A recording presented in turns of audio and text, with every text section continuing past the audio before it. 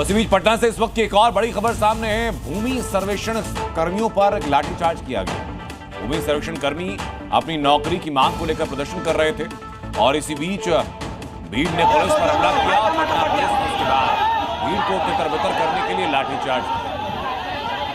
हालांकि पटना पुलिस की बेहतर खूबी भी रही है, चाहे वो छात्रों का प्रदर्शन हो, चाहे वो अपनी परीक्षा की मांग को लेकर के प्रदर्शन हो या फिर अब भूमि सर्वेक्षण समिति के लोगों का प्रदर्शन हो, लाठियां भांजने में पटना पुलिस आगे रहती है। और खबर लखनऊ से, जहां के डॉलीबाग इलाके में कभी मुख्तार अंसारी का दबदबा था, अब वही दबदबे वाली जमीन पर गरीबों का आशियाना बन रहा है।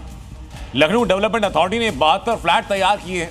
मुख्तार अंसारी के कब्जे से ली गई जमीन पर बनी कॉलोनी का नाम होगा सरदार वल्लभ भाई पटेल के नाम पर और सीएम योगी बहुत जल्द इस कॉलोनी का लोकार्पण भी करेंगे। ये लखनऊ का डालीबाग इलाका है, जहां कभी माफिया मुख्तार अंसारी का दबदबा था। हर तरफ उसका नाम गूंजता था, लेकिन इस जगह गरीबों के लिए मकान बन गया है। लखनऊ की सबसे महंगी जगह पर अब गरीबों का आशियाना होगा। डालीबाग इलाके में माफिया मुख्तार अंसारी से मुक्त कराई गई प्राइम लोकेशन की जमीन पर लखनऊ विकास प्राधिकरण ने 2 ब्लॉकों में कुल 72 फ्लैटों का निर्माण कराया है, जो जल्द लोगों को दे दिए जाएंगे।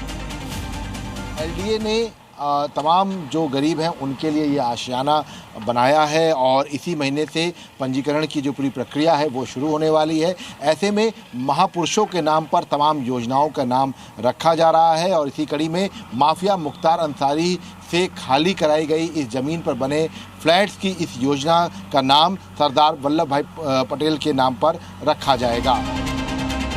सबसे बड़ी बात, लखनऊ में गरीबों को राहत देने के लिए बनी फ्लैटों की नई कॉलोनी अब देश के महापुरुषों के नाम से जानी जाएगी। ये कॉलोनी अब सरदार वल्लभ भाई पटेल के नाम से जानी जाएगी, जबकि देवपुर पारा में प्रसून विहार कॉलोनी भारत रत्न पूर्व प्रधानमंत्री अटल बिहारी वाजपेयी के नाम पर होगी।